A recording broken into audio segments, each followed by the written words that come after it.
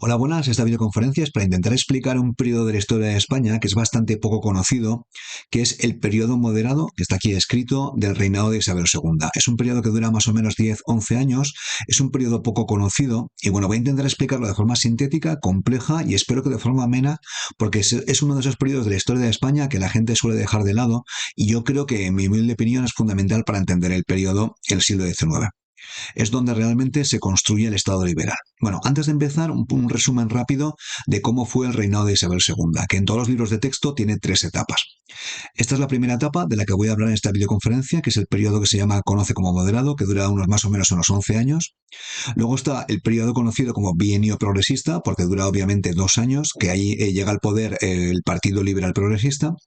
Y luego el llamado periodo de la Unión Liberal, donde gobierna este partido, la Unión Liberal, y luego acaba con el fin del reinado de Isabel II. Los últimos años no gobernaba estrictamente la Unión Liberal. A partir de aquí voy a hablar, voy a intentar explicar el periodo moderado. Entonces, esta videoconferencia va a tener como cuatro grandes apartados. A ver, espero que tengan coherencia y que se entiendan bien. En primer lugar, voy a hablar de rasgos del periodo, que son datos generales que se pueden aplicar a este periodo y también a los siguientes. Luego, la política, qué pasa con los políticos en esta época, formas y cambios. Cualquier pregunta, hay que decir que este es el momento donde se construye realmente el Estado liberal, porque antes, durante las guerras carlistas, el periodo era muy inestable. Y luego hablaré rápidamente del fin del periodo, porque luego lo que da pie al inicio del bienio progresista, que más o menos dura unos 2 años. Bueno, a partir de aquí vamos a las características de todo el periodo, del periodo moderado y por extensión del resto de etapas.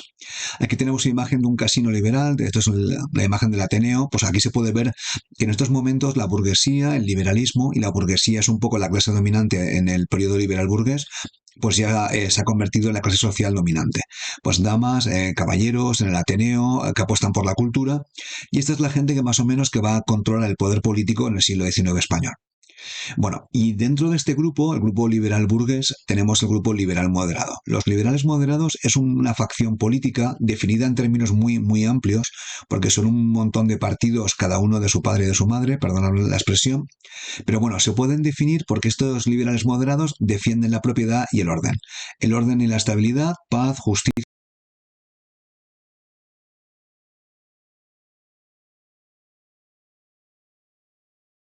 ejército y luego los derechos de propiedad, que consideran que es sagrada porque normalmente su base social es de grandes propietarios y hombres de negocios. En general son centralistas, están en contra de los fueros y creen que las leyes deben ser iguales para todos, igualdad ante la ley y deben ser hechas desde Madrid.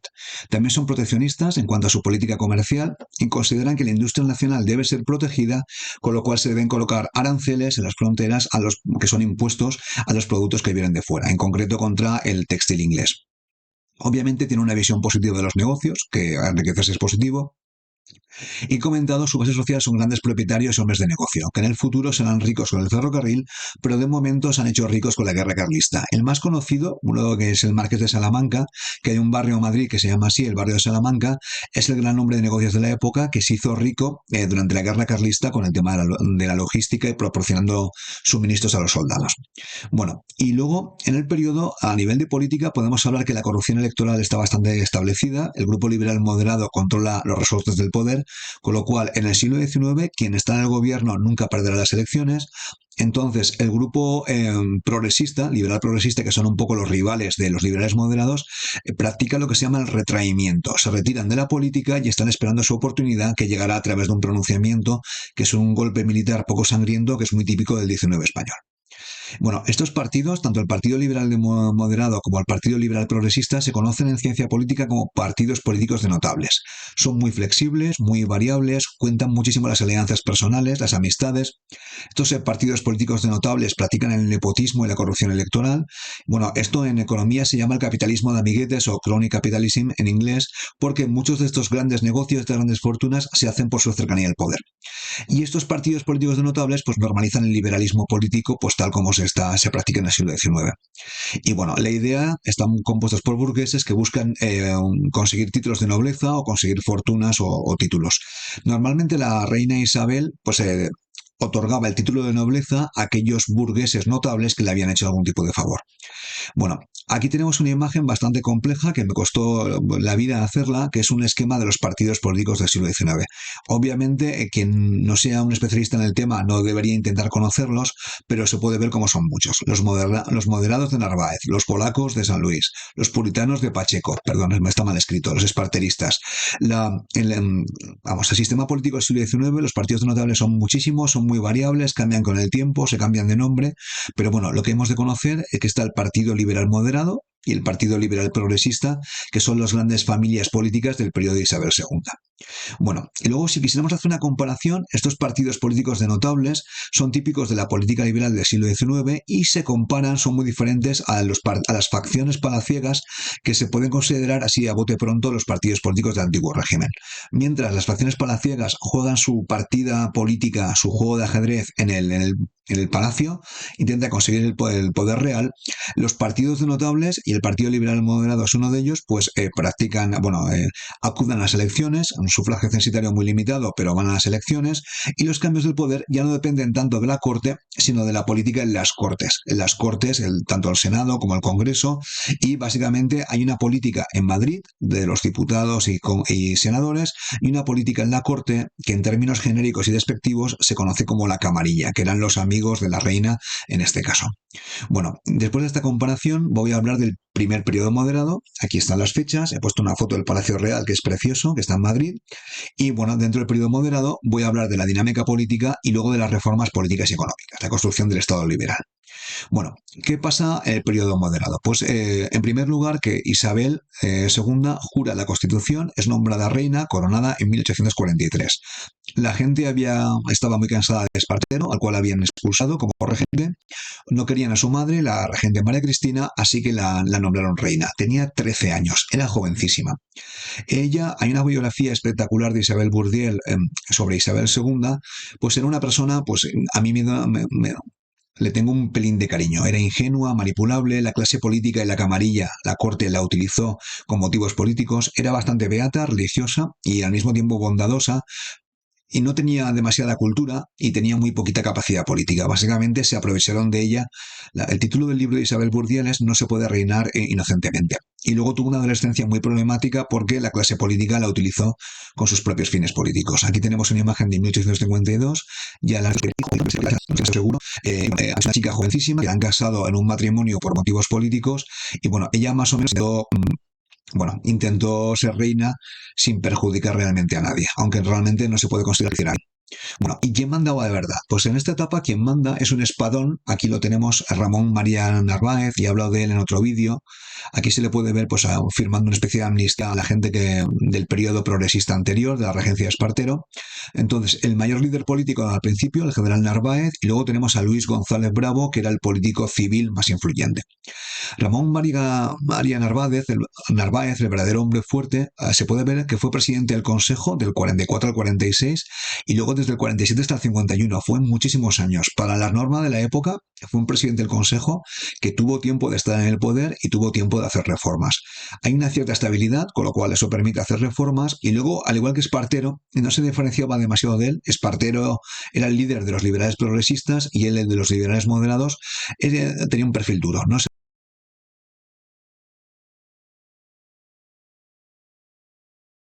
dejaba manipular ni por el clero ni por los políticos liberales. Tenía fama de petulante, de arisco, de hostil, y bueno, quizás porque sabía que la política podía ser muy dura. Entonces él supo mantener el orden, y uno de sus mayores éxitos es que España no sufrió o no disfrutó, según cómo se mire, de la ola revolucionaria del 48, que es una ola revolucionaria liberal, la primavera de los pueblos, y España, quizás porque había tenido la guerra civil carlista del 33 al 40, pues básicamente pues pasó por este ciclo revolucionario sin tener ninguna experiencia revolucionaria. Sobre el 50-51, pues ya había pasado ese miedo a la revolución y quizás por eso la reina prescindió de él, también por la camarilla, y se retiró de la primera fila de la política. Bueno, este general Narváez es el autor de la Constitución del 45, que sustituye a la Constitución de 1837, que había sido aprobada después del motín de la Granja o el motín de los sargentos. Entonces es una Constitución un poco intermedia, mixta. Amplía los poderes del Ejecutivo, de forma, vamos, el general Narváez era bastante ejecutivo, él mismo, ¿no? Le gustaba el poder, reduce las competencias de las Cortes, que eran dos, el legislativo, estaba el Senado y el Congreso de los Diputados, daba más poderes al monarca y a nivel de soberanía utilizan un principio británico que es la soberanía compartida. Es decir, el poder emanaba del rey y de las cortes al mismo tiempo, con lo cual estaba haciendo una concesión a los viejos absolutistas y luego una concesión a los liberales progresistas y liberales moderados que decían que el poder político, que el poder de la nación emanaba de las cortes. Fijaos que no emanaba del pueblo, de la nación, sino de las cortes y del rey. Este principio de soberanía compartida es el que está en el Reino Unido en la actualidad y bueno, como buen moderado, pues da la Constitución habla de un Estado confesional, en este caso la religión católica, que era exclusiva, aunque en la práctica se practicaba la tolerancia con la gente que era indiferente o de otras religiones, y luego después se reconocían algunos derechos y libertades que habían aparecido en la Constitución del 37. Era una Constitución un poco mixta, a mitad camino entre una carta otorgada y una Constitución de tipo liberal progresista. Bueno, el siguiente gran evento político de la época es el matrimonio de Isabel II, porque bueno, un poco la función de los reyes es tener descendencia y a Isabel II le encuentran marido aquí en Francisco de Paula, también conocido como Francisco de Asís. Este era un personaje muy polémico que normalmente en todos los libros de la época le consideran reaccionario, taimado, cercano al carlismo. Era un matrimonio sin amor, ella no le vamos, no le quería, de hecho le llamaban despectivamente Paquita, y Francisco de Paula, Francisco de Asís, fue pues, su marido, parece ser que nunca tuvieron relaciones conyugales, y bueno, él fue el marido de Isabel II, con el cual no quería casarse. Entonces fue un rey consorte, tenía camarilla propia, no solamente estaba la camarilla de la reina, los mejores amigos de la reina, sino que estaba la camarilla del rey consorte. Se habla que era taimado reaccionario y bueno, la reina adolescente, porque era jovencísima, pues tenía amoríos que se hacían públicos, en un asunto público. De hecho, tuvo un amorío con el general Serrano, que luego después tendría un cierto papel en su caída, pues muchos años más tarde. La reina adolescente lo pasó bastante mal y bueno, intentó vivir la adolescencia más o menos como pudo. No sé si se lo, vamos, no es una cosa que le vaya pues, a echar en cara. Bueno, poco después, precisamente por el fracaso del matrimonio, porque el otro pretendiente que había para Isabel II era el hijo de Carlos María Isidro, que se conoce popularmente como Carlos VI. Carlos Luis de Borbón, Carlos VI, que era el hijo de Carlos María Isidro, también se le propuso como pretendiente en una forma de solucionar la guerra carlista. Los carlistas querían que él fuera rey, no solamente rey consorte, pero en Madrid se negaron. Al final, Isabel II se casó con Francisco de Paula, Francisco de Asís, así que empezó una guerra carlista mucho más limitada que la anterior, que la primera. Se conoce como la guerra dels matiners, porque tuvo lugar en Cataluña y fue relativamente menos violenta que la anterior. Duró 3 años, fue casi más una cuestión de orden público que una guerra propiamente dicha. Ahí fue el incombustible carlista Ramón Cabrera, que había resistido en el maestrazgo hasta 1840, y bueno, más o menos se enfocó por el Estado, por Narváez, como un problema de orden público. Bueno, hemos hablado de lo que pasa hasta más o menos el 50, pero a partir del 51 entra un grupo liberal moderado ciertamente más clerical. Aquí tenemos al líder principal, que es Juan Bravo Murillo. Creo que hay una estación de metro, una calle en Madrid que se llama así.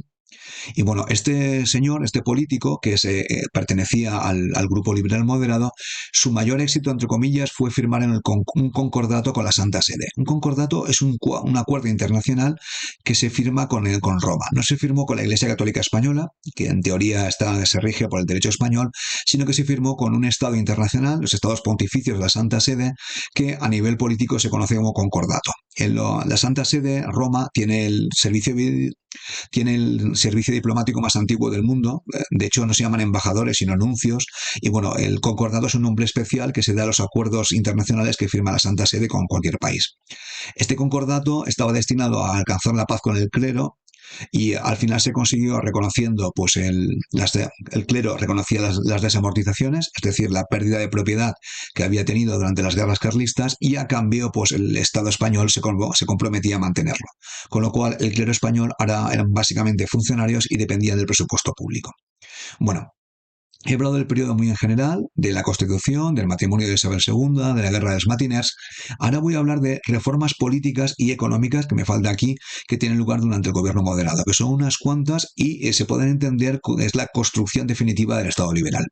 En primer lugar, la Constitución, que no me voy a extender mucho porque ya he hablado, era de un carácter más moderado que la del 37.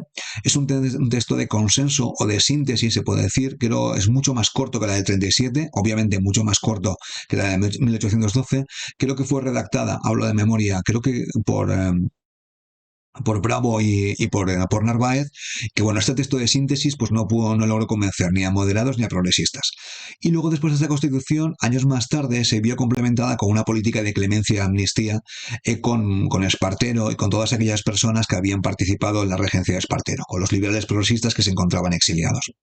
Bueno, en segundo lugar tenemos la reforma fiscal de Alejandro Mon. Normalmente este tema se suele pasar por alto y a mí me parece que es fundamental. El Estado liberal se consolida con esta reforma fiscal, porque antes, durante el antiguo régimen, los gobiernos absolutistas, pues básicamente eran incapaces de recaudar impuestos. Había muchísimos impuestos, era complicadísimo recaudarlos y eran muchísimos. Y contaba la tradición, la gente se intentaba pues no pagarlos y entonces Alejandro Mon, que es el ministro de Hacienda, pues procede a la simplificación. Solo hay 4 impuestos y de estos impuestos los más importantes son el impuesto de la renta, que hoy en día se conoce el IRPF de las personas físicas, y luego que era un impuesto de tipo directo que tenían que pagar todos los españoles, y luego el impuesto de consumos, que era un impuesto sobre el consumo que hoy en día sería el impuesto del valor añadido. Es un porcentaje sobre lo que se consumía. Entonces, estos impuestos eran menos, pero gravaban mucho más a la gente. Entonces hubo bastante enfado con los impuestos de Alejandro Mon, pero con este impuesto de la renta y con este impuesto de consumos, el Estado liberal consiguió pues consiguió recaudar muchísimos más impuestos, contratar a muchísimos más funcionarios, pagar mejor a sus soldados y se consolidó. Un aspecto relacionado con esto que a menudo se desconoce es que también se implantó el sistema métrico decimal, porque para cobrar estos impuestos pues había que unificar todas las medidas y formas de medir y de pesar que había en el Estado español. Entonces se utiliza el sistema francés, era más fácil cobrar impuestos y aparte se cobraban muchísimos más impuestos.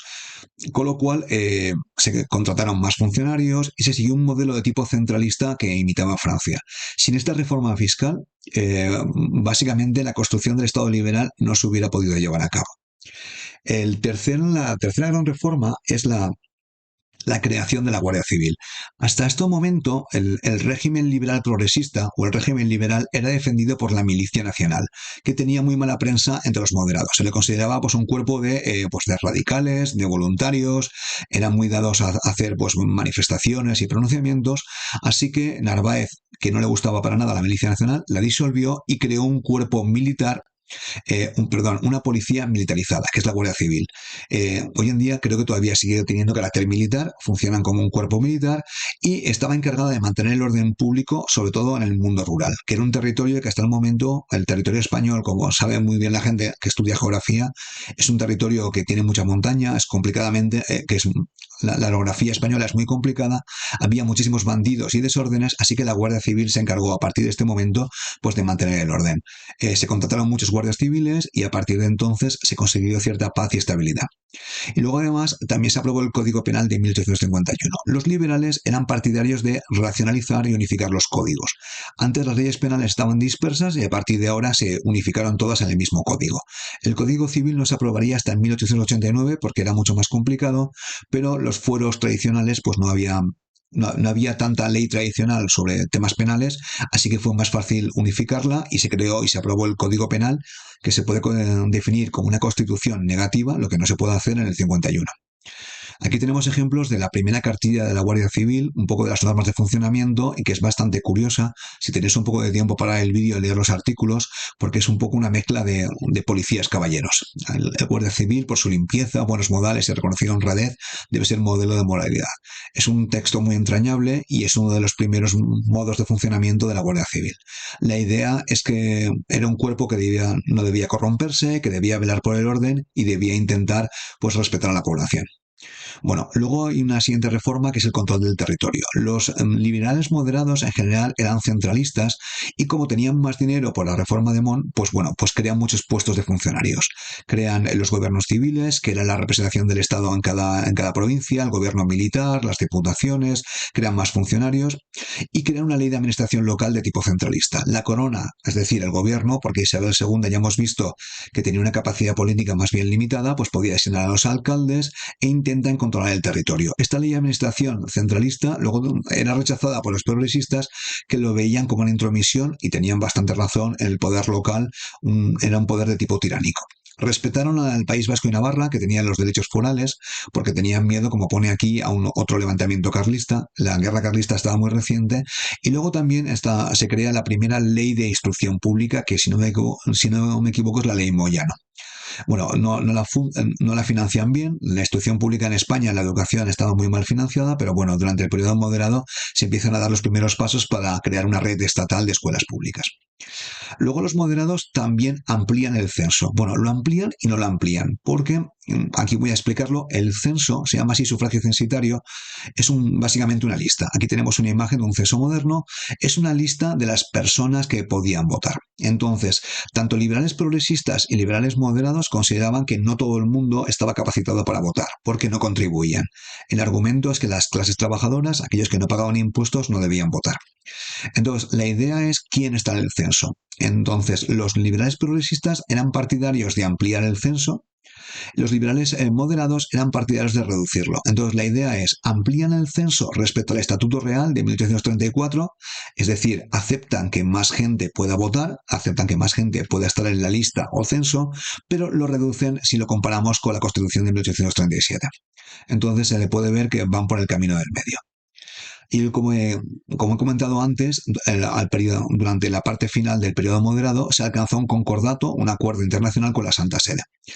Entonces, este concordato consigue la paz con el clero. Repito un poco lo que he explicado antes, pero la Iglesia Católica Española y la Santa Sede, un poco en representación suya, aceptaban la pérdida de tierras que habían sido vendidas por el Estado y durante las guerras carlistas.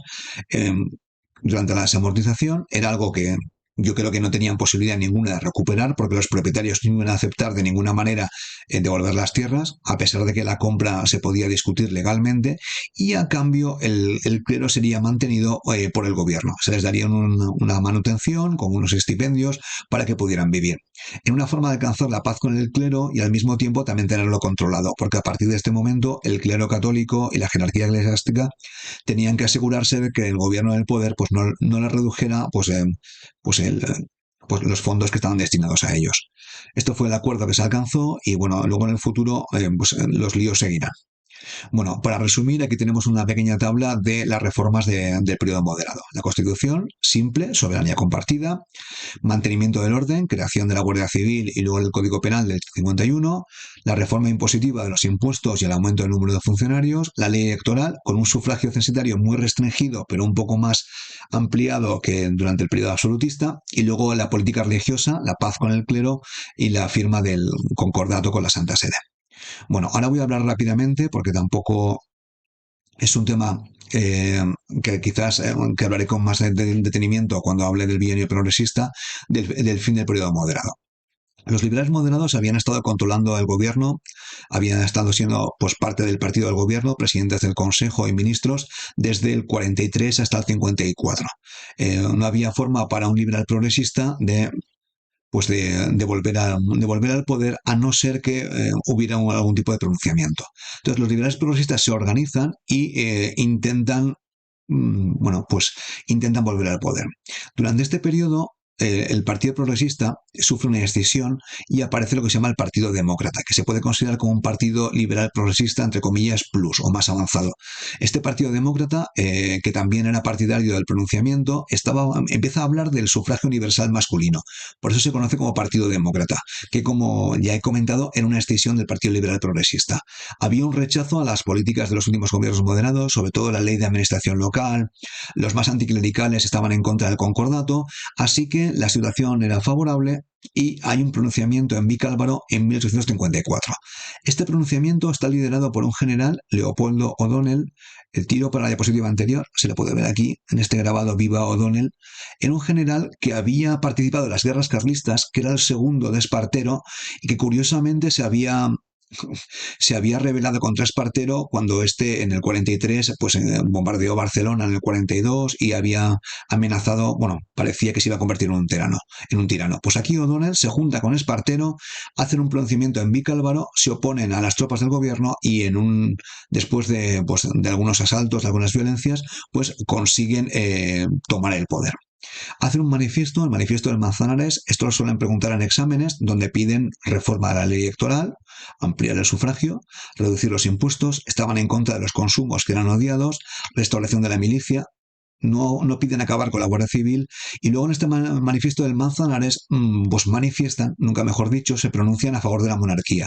Estaban Isabel II, pues una reina muy jovencita, conservaba mucha popularidad, había tenido escándalos de jovencita, pero bueno, tenían cierta ilusión monárquica, que significa que creían que la monarquía era el mejor régimen para España. Aquí está el manifiesto del Manzanares, que lo redacta un jovencísimo Antonio Cánovas del Castillo, que luego después se convertirá en conservador y será una de las grandes figuras políticas del final del siglo XIX, pero se puede ver en este manifiesto del Manzanares, que es típico de los pronunciamientos, pues lo que piden. Queremos la conservación del trono, no son antimonárquicos, quieren que la camarilla, es decir, la gente que manipula a las reinas de detrás, pues no la quieren mejorar las leyes fundamentales, sobre todo la de imprenta y la electoral, quieren rebajar los impuestos, aquí están hablando de los consumos, querían acabar con la centralización, y esto es el manifiesto que, como se puede ver aquí, pues redacta Antonio Cánovas, pero firma Leopoldo O'Donnell, conde de Lucena, que era uno de los espadones de las guerras carlistas. Bueno, aquí tenemos a los dos. Aquí está Leopoldo O'Donnell, y aquí tenemos una fotografía de Espartero, es posterior, pero bueno, se puede ver esa peculiar perilla de Espartero que la hace tan reconocible. Este es un grabado que he conseguido por ahí en internet, donde se pueden ver a los dos en el ayuntamiento, pues eran la unión de los liberales progresistas pues más radicales. Espartero seguía siendo el héroe de los liberales progresistas como más exaltados,